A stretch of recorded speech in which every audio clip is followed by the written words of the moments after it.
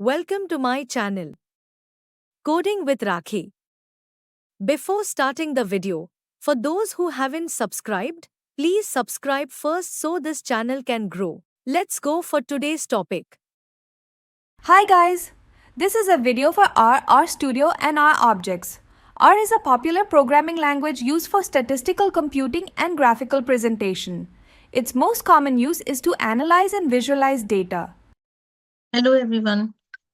So today we are going to start with a new series of data science using R and RStudio. So first of all, we will know about what R is and how we have to install it. So RStudio is an integrated development environment for R. It is a graphical user interface where we can write the codes, see the result, and also see the variables that are generated during the course of programming. So RStudio is available as both open source and commercial software. So if we want to practice, then we can use the open source version. RStudio is also available as both desktop and server versions. RStudio is also available for the various platforms such as Windows, Linux, Mac, OS, etc. This is the this is the environment, RStudio environment, which has been divided into 4 different areas. So 4 different areas means here I can see only 3, but when we will open it into RStudio, then definitely we will get it into 4 if we want to write the script. So we will see how it is happening. So we can see there are 3 sections. This complete section is called as console.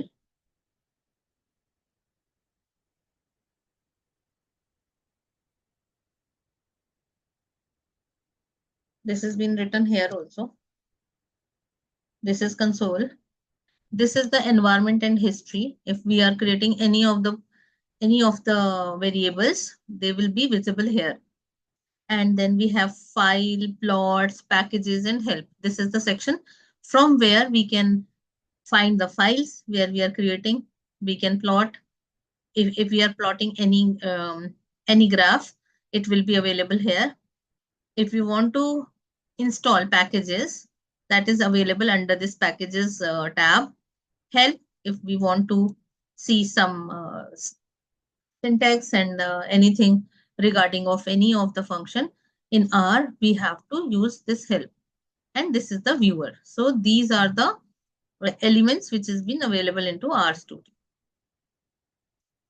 So left panel, top panel, it is called as the console, where R is waiting for you to tell it what to do and see the result that is generated when you type in command. So console के अंदर हमारे को command type करना होता है और वहीं पे हमारे को इसका रिजल्ट दिखाई देता है.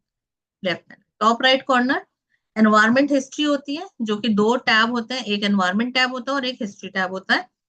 एनवायरमेंट टैब के अंदर जितने भी वेरिएबल्स हम क्रिएट करते हैं वो सारे के सारे वेरिएबल्स हमारे को शो करता है.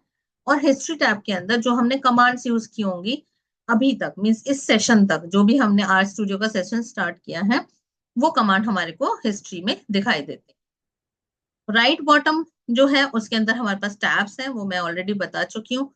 फाइल टैब है जो कि शो करता है files and directory that are available within the default workspace of R. Plots, अगर हम कोई भी प्लॉट जनरेट करते हैं वो प्लॉट हमें वहीं पे दिखाई देगा राइट बॉटम कॉर्नर में. पैकेजेस, अगर हम किसी भी पैकेज को इंस्टॉल करना चाहते हैं तो वो हमारे को पैकेजेस टैब से इंस्टॉल करने मिलेगा. हम कमांड से भी कर सकते हैं, आर कमांड्स होते हैं वो हम कमांड्स के थ्रू कर सकते हैं. तो RStudio में हम कमांड लिखेंगे और वो पैकेज इंस्टॉल हो सकता है.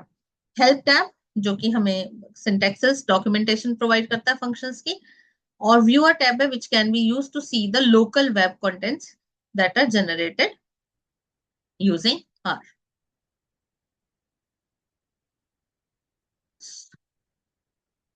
Features of RStudio: a friendly user interface, writing and sorting reusable programs, all imported data, and newly created objects such as variable, functions, etc. are easily accessible. Comprehensive assistance for any item code auto completion. The capacity to organize and share your work with your partners. Plot the snippets means graph plot कर सकते हैं, simple terminal and console switching हो सकती है, tracking of operational history होगी जो हमारे को हिस्ट्री टैब से मिल जाती है, कमांड हमने क्या क्या यूज की। There are numerous articles for the R studio IDE through which we can get the more information. So first of all, we will see how R is looks like in environment.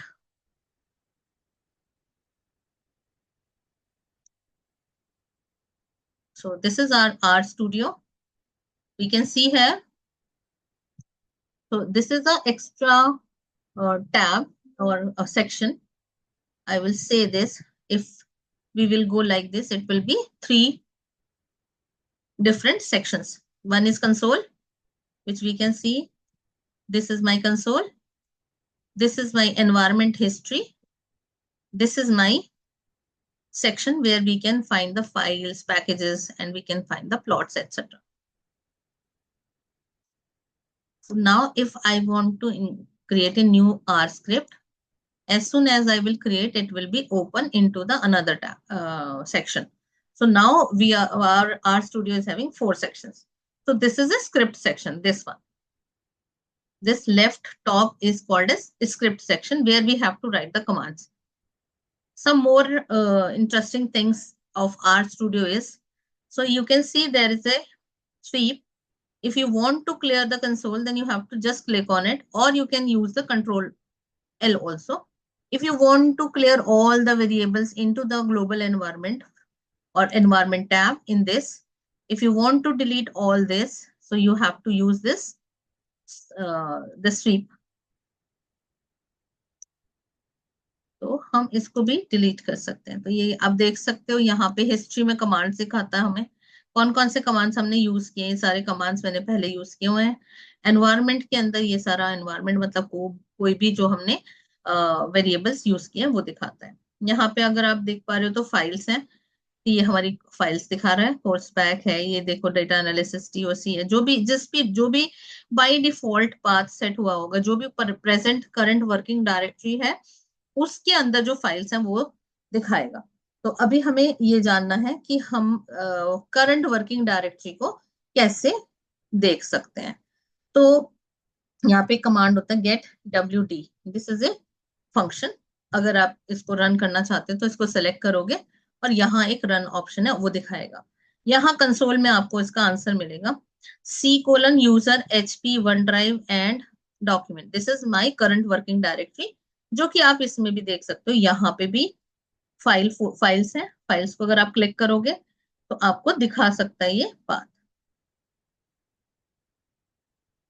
Home पे जाते हैं, home पे ही है हम actually. ये आपका path यहाँ से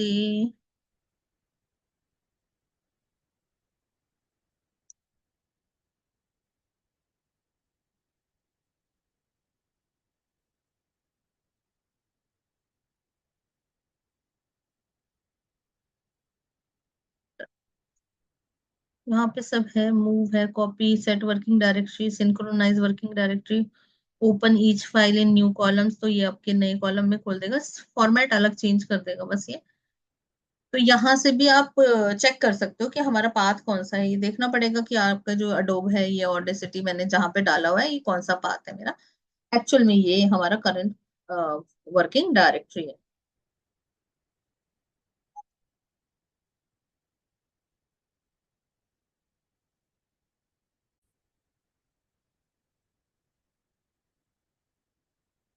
तो अगर हमारे को अपनी लोकेशन चेंज करनी है तो हमारे को कैसे लोकेशन चेंज करनी होगी।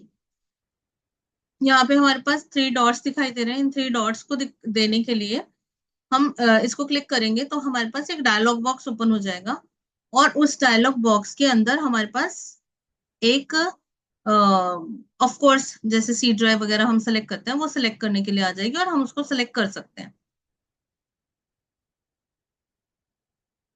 तो जैसे कि आर स्टूडियो में देख लेते हैं हम। यहाँ पे हमें दिखाई दे रहा है ये कॉर्नर पे 3 डॉट्स हैं।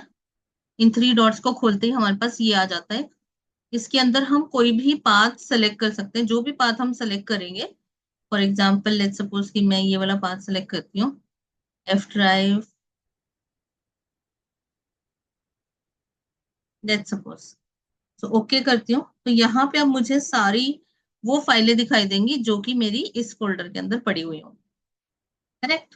तो हमारे को अब अगर आप गेट डब्ल्यू डी को दोबारा से रन करोगे तो ये it will show you the okay I had not set it as a current working directory. तो क्या हुआ, अभी तो मैंने यहाँ पे ये ओपन किया है। अब क्या करें, इसको अगर हमें वर्किंग डायरेक्टरी सेट करना है तो यहाँ पे जाके मोर में जाओ और सेट एज वर्किंग डायरेक्टरी कर देना। जब हम सेट एज वर्किंग डायरेक्टरी कर देंगे और उसके बाद हम गेट डब्ल्यू डी करेंगे तो ये मुझे अब आपको वही पाथ दिखाएगा जो पाथ मैंने अभी वहां से फोल्डर से सेलेक्ट किया है ट्रिपल डॉट से। उसके बाद हमें अब क्या करना, नेक्स्ट देखते हैं हमारे पास क्या है। So set as working directory हमने कर लिया। अब अगर आपको एक प्रोजेक्ट बनाना है तो प्रोजेक्ट कैसे बनाएंगे, हमें न्यू प्रोजेक्ट में जाना होगा, फाइल में जाओ, फाइल में न्यू प्रोजेक्ट आएगा आपके पास और यहाँ पे आप डायरेक्टरी का नाम या जो भी फोल्डर पाथ जो देना है आप दे सकते हो और फिर ये आपको एक प्रोजेक्ट न्यू ओपन करके दे देगा जैसे कि यहाँ पे दिखाई दे रहा है हमें। Set W D, get W D, D I R, session info, ये हमारे पास कमांड्स होते हैं, आर स्टूडियो के कमांड्स है, कंसोल कमांड्स है जिसके थ्रू हम working working directory, W D is working directory, हम उसका नाम ले सकते हैं, किसी वर्किंग डायरेक्टरी को सेट कर सकते हैं। डीआईआर से हम लिस्ट ऑफ डायरेक्टरी और लिस्ट ऑफ फाइल्स देख सकते हैं और सेशन इन्फो हमें रिटर्न करता है what is the session, session की इंफॉर्मेशन हमें रिटर्न करेगा। तो हम लोग ये करके देख लेते हैं। गेट डब्ल्यू डी हमने कर दिया है, सेट डब्ल्यू डी ऑटोमेटिकली यहाँ पे आपको दिखाई दे रहा है। ये हमने कहाँ से किया था, क्योंकि हमने मोर के थ्रू जाके हमने सेट एज वर्किंग डायरेक्टरी किया था। अब अगर हम देखें D I are function apply करके देखते हैं इसमें, डी आई आर, इसको रन करने के लिए आपको इसको सेलेक्ट करना पड़ेगा और रन करो।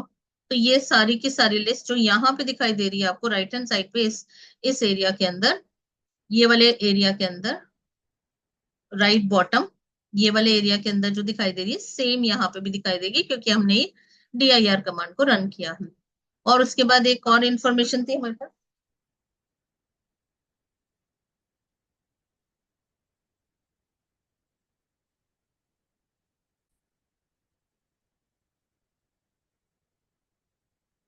नेक्स्ट हम क्या देखते हैं।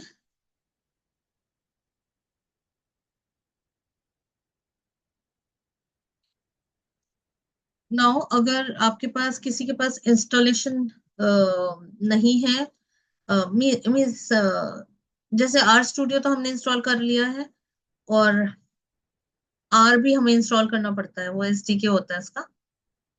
अब आर इंस्टॉल करने के बाद हमारे को बहुत सारे पैकेजेस और लाइब्रेरीज इंस्टॉल करनी पड़ती हैं।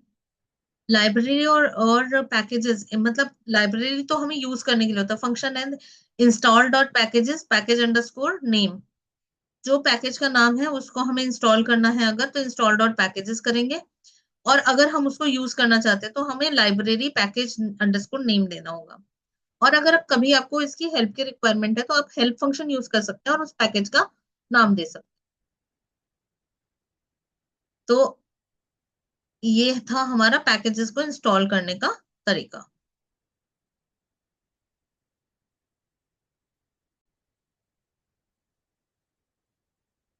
तो अभी तक हमारे को ये नॉलेज मिल गई है कि हमारे पास आर स्टूडियो क्या है, आर हमें कैसे इंस्टॉल करना है या हमें पैकेजेस कैसे इंस्टॉल करना है। अब हमारे को देखना है कि हमारे पास आर के कौन से ऑब्जेक्ट्स हैं जो हम इसमें यूज कर सकते हैं। तो first of all it's an introduction. R is a programming language used primarily for statistical computing and data analysis. In R, everything is an object. Here are some key concepts related to the R object: numbers, attributes, vectors, and correlation. सो हमारे पास are जो है, जो भी data type, variables, जो भी आप समझते हैं वो सब एक ऑब्जेक्ट के फॉर्मेट में होता है। जैसे कि जावा में भी यही होता है, जावा में एवरीथिंग इज एन ऑब्जेक्ट। ऐसे ही हमारे पास आर में जो होता है वो सब कुछ ऑब्जेक्ट होता है। तो अगर मैं ये बात करूं कि मेरे पास एक नंबर है, न्यूमेरिक वैल्यू है, तो वो भी एक ऑब्जेक्ट होगा। अगर ऑब्जेक्ट होगा तो ऑफ कोर्स उसके कुछ पैरामीटर्स होंगे, उसकी कुछ प्रॉपर्टीज होंगी, उसके कुछ फंक्शंस होंगे, वो सब हम यूज कर सकते हैं। And programming language as an R जो था वो सबसे पहले स्टैटिस्टिकल कंप्यूटिंग और डेटा एनालिसिस के लिए ही यूज हुआ था, बट अभी और बहुत सारी चीजों के लिए यूज हो सकता है। तो हमारे पास आर के ऑब्जेक्ट्स कौन कौन से हैं? तो सबसे पहला ऑब्जेक्ट हमारे को होता है न्यूमेरिक ऑब्जेक्ट। न्यूमेरिक ऑब्जेक्ट जैसे हमें पता है कि नंबर्स को स्टोर करने के लिए हमें न्यूमेरिक चाहिए, तो न्यूमेरिक एक फंक्शन होता है जिसके थ्रू हम न्यूमेरिक ऑब्जेक्ट क्रिएट कर सकते हैं। ऐसे हमारे पास कैरेक्टर होता है। कैरेक्टर वो जहाँ पे हमें टेक्स्ट का डेटा चाहिए, फॉर एग्जाम्पल नेम्स होते हैं, वर्ड्स होता है, सेंटेंस होते हैं, ये सब हमारे कैरेक्टर ऑब्जेक्ट है। तो उसके लिए हमारे पास एक कैरेक्टर फंक्शन होता है जिसके थ्रू हम कैरेक्टर क्रिएट कर सकते हैं, कैरेक्टर डेटा टाइप का ऑब्जेक्ट क्रिएट कर सकते हैं। लॉजिकल, जिसमें ट्रू और फॉल्स वाली वैल्यू ही सिर्फ रहती है, उसके लिए हमारे पास एक लॉजिकल फंक्शन होता है। ये भी एक आपका ऑब्जेक्ट क्रिएट करता है लॉजिकल, जिसके अंदर आप सिर्फ ट्रू एंड फॉल्स वाली वैल्यू को स्टोर करा सकते हैं। उसके बाद फर्दर और बहुत सारे ऑब्जेक्ट्स होते हैं हमारे पास इसके अंदर।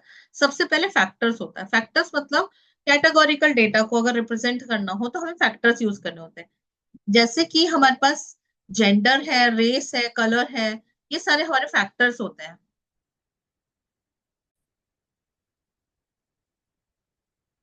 जो फैक्टर्स होते हैं वो कैटेगोरिकल डेटा को प्रेजेंट करने के लिए काम आते हैं। जैसे कैटेगोरिकल डेटा मतलब समझ लीजिए जेंडर है, रेस है, कलर है। जेंडर मतलब हमारी तीन कैटेगरी है, let's suppose male, female and others. Race हो सकता है इंडियन, एशियन, अमेरिकन, ये रेस हो सकता है। कलर्स, तो जहाँ पे हमारे को कैटेगोरिकल डेटा सेव करना है वहाँ पे हमें फंक्शन यूज करना होता है। डेट, डेट हमारा डेट टाइम के लिए होता है, डेट फंक्शन यूज करते हैं जो कि डेट के लिए उस स्टोर करने के लिए यूज होता है। और टाइम जो होता है वो हमारे को टाइम इंफॉर्मेशन सेव करने के लिए, टाइम टाइप की इंफॉर्मेशन सेव करने के लिए होता है। तो ये सारे हमारे आर के ऑब्जेक्ट्स हैं जो हमारे को डिफरेंट टाइप्स ऑफ डेटा को सप्लाई स्टोर करने के काम में आते हैं। उसके बाद और कुछ ऑब्जेक्ट्स हैं। कौन से ऑब्जेक्ट्स हैं? लिस्ट ऑब्जेक्ट है। List object are collection of objects which can be of different types. It can be created by the list function. Matrix होता है जैसे 2 डायमेंशन। लिस्ट हो गया आपका सिंगल डायमेंशन, सिंगल डायमेंशन एक ही रो होगी, और मल्टी मैट्रिक्स के अंदर हमारे पास डबल रो होगी। तो जैसे ये हमारी लिस्ट है, इसको हम लिस्ट बोल देते हैं। इंडेक्स्ड होगी ये भी, और मैट्रिक्स के अंदर हमारे पास रो एंड कॉलम का कंट्रोल होगा। और डेटा फ्रेम जो होता है, जब हमें डेटा उठा के लेके आना है, लेट्स सपोज कि एक्सेल की साइड से डेटा सीएसवी फाइल से हमें डेटा उठा के लेके आना है, तो हम इसको डेटा फ्रेम में सेव करा। तो डेटा स्ट्रक्चर इन आर हमारे पास पता चल गया। वेक्टर, मैट्रिक्स और एरेज जो होती हैं वो होमोजीनियस टाइप का डेटा सेव करती है। होमोजीनियस का मतलब क्या होता है कि सिंपल सेम टाइप का डेटा सेव कर सकते हैं। वेक्टर्स हैं, मैट्रिक्स हैं और एरेज हैं। लेकिन जो लिस्ट और डेटा फ्रेम्स होते हैं ये हमारा हेट्रोजीनियस डेटा को सेव कर सकते हैं। मतलब फॉर एग्जाम्पल कि हम हमारे पास जैसे डेटा फ्रेम में सीएसवी फाइल कोई उठाते हैं, तो सीएसवी फाइल में स्टूडेंट्स का, लेट्स सपोज कि स्टूडेंट की एक इन्फॉर्मेशन उठा रहे हैं, तो स्टूडेंट की इन्फॉर्मेशन उठाने के लिए हमें क्या करना है? सारी इन्फॉर्मेशन हमें लगेगी। तो हमने कहा यहाँ पे आ गया रोल नंबर, ये है न्यूमेरिक है। फिर हमने कहा नेम, ये भी ये कैरेक्टर है। फिर हमने कहा पास और फेल, रिजल्ट इज पास और फेल, तो ये लॉजिकल हो गया।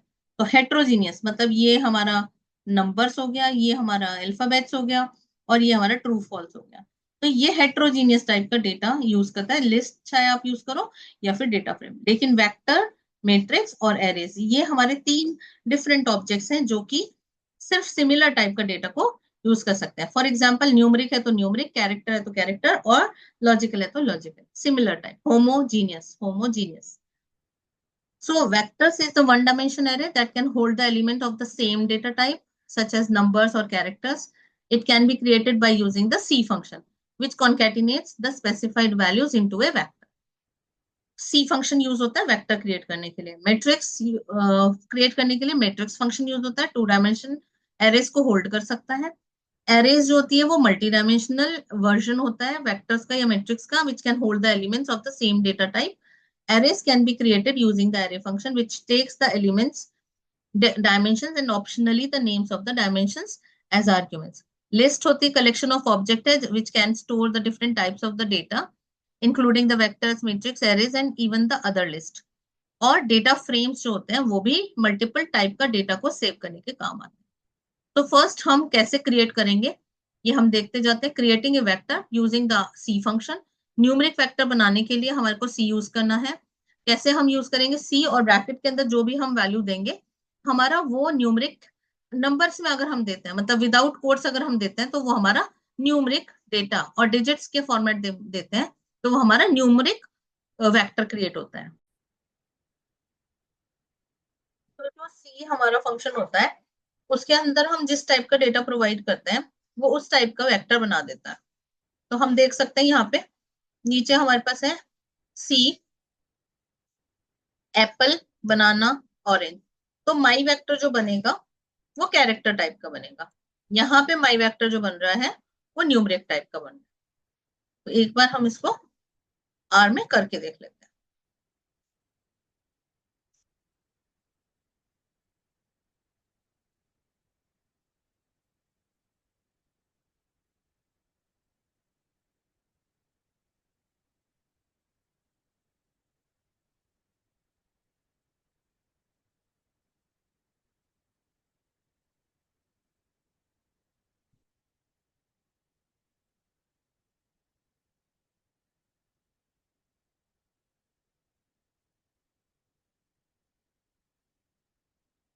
ये बन गया हमारा माई इंट। इसमें इंफॉर्मेशन आ गई 1 2 3 4। ये तो यहाँ पे वेरिएबल जो एनवायरमेंट वेरिएबल है वहां पे बना हुआ दिखाई दे रहा है। लेकिन अगर आप इसको प्रिंट कराना चाहते हैं तो हमारे पास एक प्रिंट कमांड होता है, उससे हम प्रिंट भी करा सकते हैं। तो आप कहोगे प्रिंट ब्रैकेट्स में my_int। तो जब हम इसको रन करेंगे तो ये हमारे को शो कर देगा। ऐसी अगर हम my_char बना लेते हैं या स्ट्रिंग बना लेते हैं str, एरो ऑपरेटर भी यूज होता है बट अब नॉर्मल भी चल लेता है। एप्पल, कॉमा, बनाना, कॉमा, मैंगो, प्रिंट। जितने भी कमांड्स आपको एक साथ एग्जीक्यूट कराने हैं तो आप उनको सिलेक्ट कर लेना।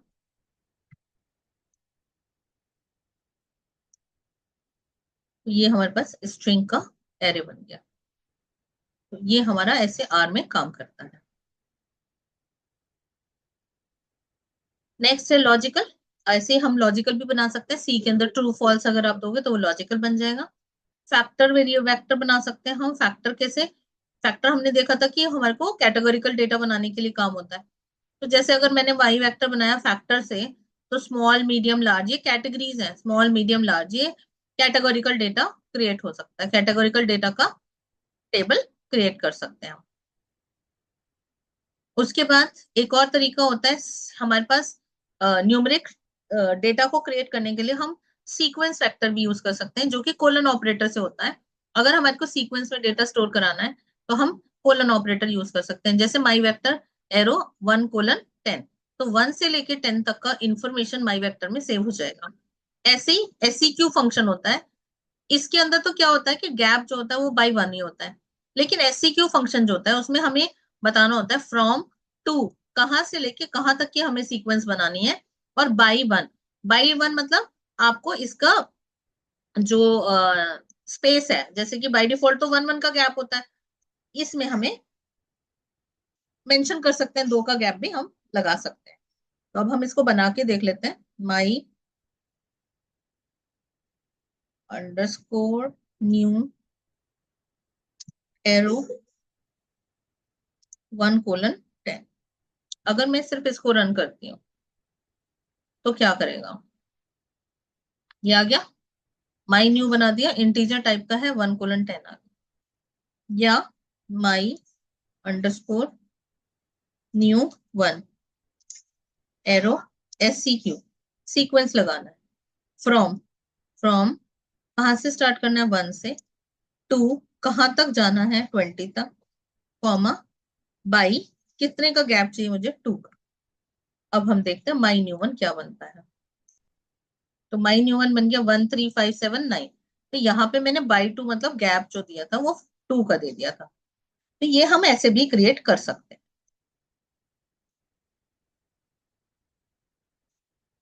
Vector function can also be used to initialize the vector. In R, vector is a function that creates a vector of a specific length and type. अगर अब आपको लेंथ और टाइप मेंशन करना है तो उसका वो आप वेक्टर यूज कर सकते हो। तो हमने कहा x एक मेरा वेरिएबल है, उसका न्यूमरिक टाइप होना चाहिए और उसका साइज 5 होना चाहिए। तो मॉड एंड लेंथ मतलब किस टाइप का डेटा आपको बनाना है वेक्टर, और उसकी कितनी टोटल लेंथ होगी वो आप क्रिएट कर सकते हैं बाय यूजिंग वेक्टर फंक्शन। तो अभी हम देख लेते हैं आर में इसको हम कैसे बनाएंगे। तो हमारे पास है टेम्प, टी ले लेती हूँ, टी एरो ऑपरेटर, फैक्टर नहीं सॉरी वेक्टर। वेक्टर में हमें स्पेसिफाई क्या करना है,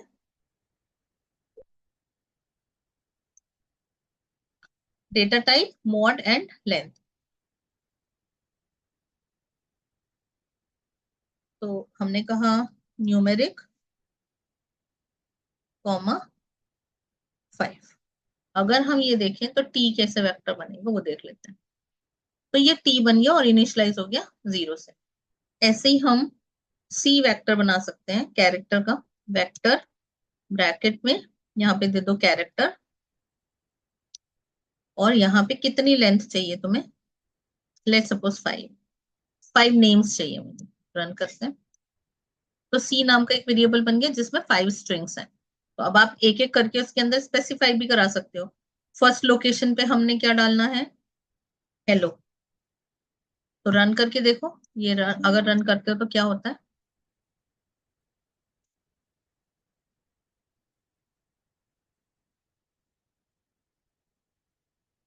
इसमें हेलो चला गया। तो एम्प्टी है आपके पास, आप इसको फिल कर सकते हो।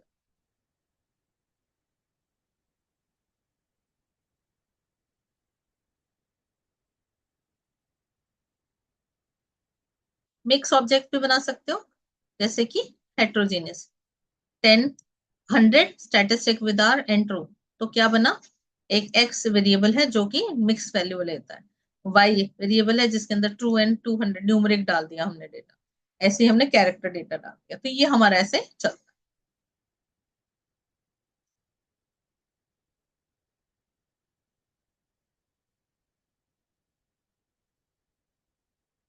एक्सप्लिसिट कोरिशन, कोरिशन का मतलब होता है यहाँ पे कन्वर्जन, टाइप कन्वर्जन।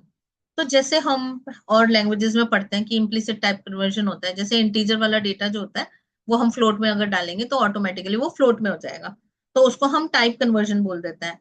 लेकिन एक्सप्लिसिट टाइप कन्वर्जन का मतलब क्या होता है कि हमें उसको मेंशन करना पड़ेगा कि हमें कौन से डेटा टाइप में कन्वर्ट करना है। एक तो ऑटोमेटिक कन्वर्जन होना और एक होता है हमें स्पेसिफाई करना। तो जैसे एज एक हमारा ऑब्जेक्ट होता है जिसके अंदर डिफरेंट फंक्शंस होते हैं।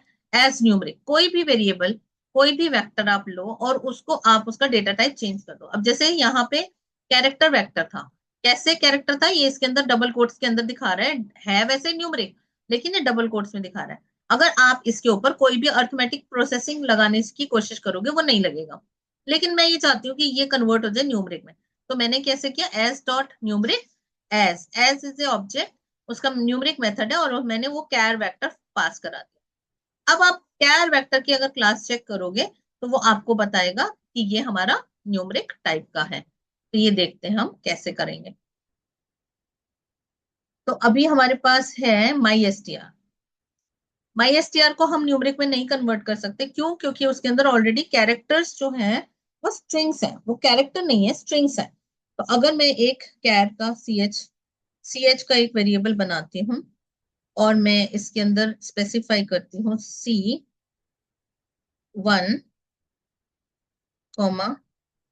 2, 3, अगर हम ऐसे देते हैं, इसको हम रन कर देते हैं तो हमारे पास एक सी एच बनेगा जो न्यूमरिक है। अब मैं इसको चेंज कर सकती हूँ dot numeric S dot numeric, bracket में मैं सी एच स्पेसिफाई करा दूँ। अब हम इसको रन करते हैं तो आपके पास रन करके वेरिएबल कन्वर्ट तो हुआ, लेकिन कहाँ स्टोर करा हमने? हम कहेंगे ch_new इक्वल्स टू। तो अब ch new का हमें डेटा टाइप देखना होगा कि ये क्या है। तो रन करते हैं, तो ch new देखो, ये आपका न्यूमरिक नंबर टाइप। अगर इसकी क्लास हम देखें, क्लास जो कि हमें एनवायरनमेंट में भी दिखाई दे रही है, लेकिन अगर हम चाहते हैं देखें तो इसको हम रन कर सकते। क्लास अगर हम रन करेंगे तो न्यूमरिक दिखा रहा है कंसोल में।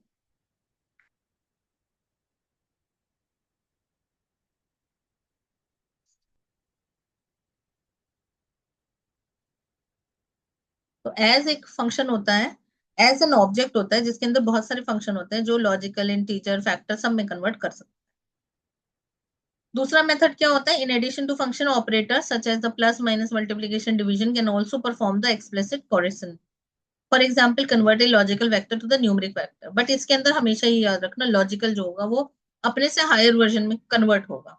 तो जैसे मैंने लॉजिकल एक वेक्टर बनाया जिसके अंदर मैंने ट्रू, फॉल्स एंड ट्रू दिया। अगर मैं इसके अंदर जीरो ऐड करती हूँ, इसका जीरो का कोई वैल्यू नहीं होता। मतलब ट्रू जैसे वन है, वन के अंदर जीरो ऐड करोगे तो वन आएगा, फॉल्स के अंदर जीरो के अंदर जीरो ऐड करोगे तो जीरो आएगा। ऐसे ही हमारे पास ये डेटा जो है न्यूमेरिकल वेक्टर के फॉर्मेट में कन्वर्ट हो जाएगा ऑटोमेटिकली। अब हम देख रहे हैं कि हमारे पास है एक वेरिएबल जिसके अंदर स्टैटिस्टिक्स आर पाइथन लिखा हमने, S dot numeric x. X के अंदर हमने इसको कन्वर्ट करा, तो इसने हमारे को क्या आंसर करा? N A. क्यों? क्योंकि ये न्यूमरिक हो ही नहीं सकता, क्योंकि ये जो है वो स्ट्रिंग है। अगर न्यूमरिक करना है तो इसके अंदर सिंगल कैरेक्टर होना चाहिए, और वो भी डिजिट के फॉर्मेट, तभी ये हो सकता है। लॉजिकल के लिए भी अब उस लॉजिकल में भी कन्वर्ट नहीं कर सकता, क्योंकि लॉजिकल जो है उसके अंदर ट्रू फॉल्स की वैल्यू या 0 1 की वैल्यू होनी चाहिए, तभी वो लॉजिकल में कन्वर्ट करे। और ये सीक्वेंस के अकॉर्डिंग आप करा सकते हो, ये हम ऑलरेडी देख चुके हैं कि सीक्वेंस हमारी कैसे काम करती है। दो मेथड है, एक कोलन ऑपरेटर है और एक सीक, SEQ फंक्शन है। REP, रिपीट करने के लिए, repeat, it can be repeat single value number of times. तो अगर हम कहेंगे REP x 3 टाइम्स, तो जो भी x की वैल्यू होगी उसको वो 3 टाइम्स रिपीट कर दे। सबसेटिंग का मतलब क्या होता है? एक वेक्टर बना हुआ है, उसके अंदर से हमें छोटा सा कोई डेटा निकालना है। फॉर एग्जाम्पल कि अगर मेरे पास एक एरे है जिसके अंदर 100 एलिमेंट है, और मुझे कोई एक पर्टिकुलर रो से, एक पर्टिकुलर कॉलम से हमें उसको सबसेट करना है। तो जैसे माई डेटा नाम का एक मैट्रिक्स बना हुआ है, और आई वॉन्ट टू सी 1 2 3, मतलब फर्स्ट रो से लेके थर्ड रो तक, और उसके सिर्फ 2 कॉलम चाहिए मुझे, फर्स्ट और सेकेंड कॉलम। तो ये हमारे को फर्स्ट और सेकेंड कॉलम दे देगा 3 रोज के, फर्स्ट 3 रोज के। अब उस मैट्रिक्स के अंदर 100 रिकॉर्ड हो, 50 रिकॉर्ड हो, it doesn't matter. Logical vector क्या बनाता है? जैसे देखो यहाँ पे हमने कहा my data comma 1 is greater than 5। तो लॉजिकल वेक्टर जो होता है कंडीशन पे भी बेस्ड हो सकता है। जैसे कि इसके अंदर हमने डेटा सेट लिया है my data, and you want to extract all the rows where the value of the first column is greater than 5। Value of first column is greater than 5, तो हमने यहाँ पे पहले कॉलम का मेंशन कर दिया, ये कॉलम है हमारा, इसकी वैल्यू ग्रेटर देन 5 होनी चाहिए। तो जो हमारा मैट्रिक्स बना होगा, इस मैट्रिक्स के जो फर्स्ट कॉलम होगा, उस फर्स्ट कॉलम के एलिमेंट्स को वो चेक करेगा। अगर वो ग्रेटर देन 5 होगा तो उसको वो डिस्प्ले करेगा, अगर नहीं होगा तो वो डिस्प्ले नहीं करेगा। तो ये हमारा लॉजिकल वेक्टर बनाता है।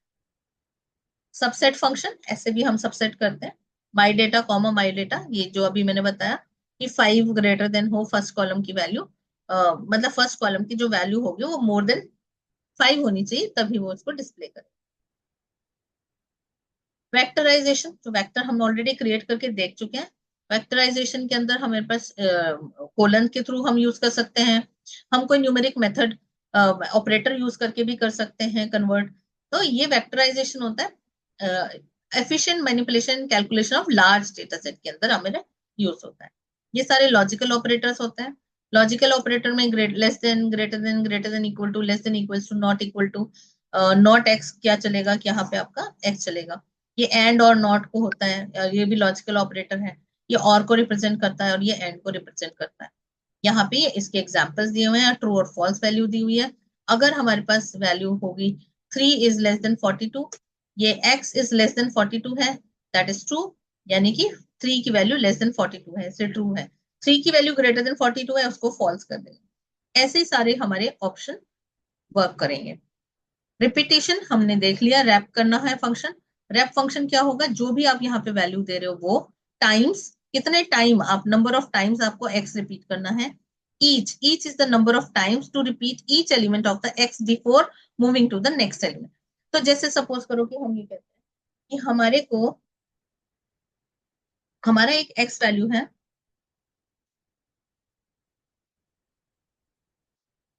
rep 3, 3, 2, length dot out, length की मैं यूज नहीं कर रही हूँ, इसको हम ऑप्शनल होता है। तो हमें क्या करना है, 3 को रिपीट करना है, या हम स्टार रिपीट करा लेते हैं। स्टार की एक वैल्यू देते हैं, इसको रिपीट कराना है 3 टाइम्स, और each time it will be repeat 2। तो हमें ये पहले 2 करेगा, फिर एक और बार 2 करेगा, फिर एक और बार 2 करेगा। तो ऐसे ये आपका 3 टाइम्स डबल स्टार को रिपीट कर। तो ईच मतलब टाइम्स मतलब कितने टाइम्स रिपीट होना चाहिए, और कितने नंबर ऑफ टाइम्स ये रिपीट करेगा ईच एलिमेंट को। तो यहाँ पे हम x की वेक्टर भी दे सकते हैं, एक सिंगल कांस्टेंट वैल्यू भी दे सकते हैं। लेंथ डॉट आउट अगर हमें करना है तो इसका मतलब क्या है कि जो हम वेक्टर दे रहे हैं उसकी टोटल लेंथ के लिए हमें ये काम कराना है।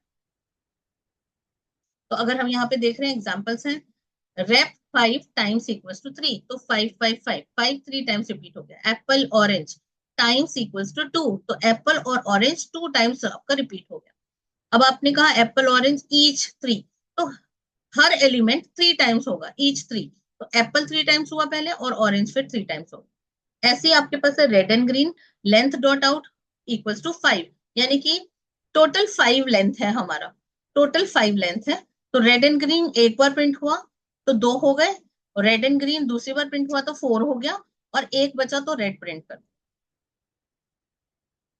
ऐसे ही बहुत सारे वेरिएबल्स हो सकते हैं। 1:4 तक की वैल्यू 2 टाइम्स रिपीट हो जाएगी, 1:4 तक की वैल्यू ईच 2 टाइम्स होगी, तो 1 1 2 2 3 3 4 4 ऐसे आ जाएगा।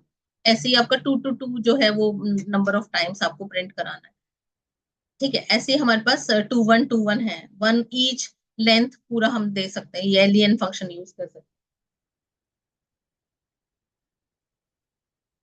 Reverse function in R is use to reverse the elements, जो भी हम वेक्टर देंगे उसका रिवर्स कर देगा। जैसे हम देख सकते हैं सी एक वेक्टर हम क्रिएट कर रहे हैं x 1 2 3 4, तो ये reverse of x will be 5 4 3 2 1। ऐसे एप्पल बनाना चेरी, इसका रिवर्स हो जाएगा cherry banana apple, and so. Thanks and keep watching for further data analysis. Thanks for watching. If you like the content of this video, please do subscribe and share.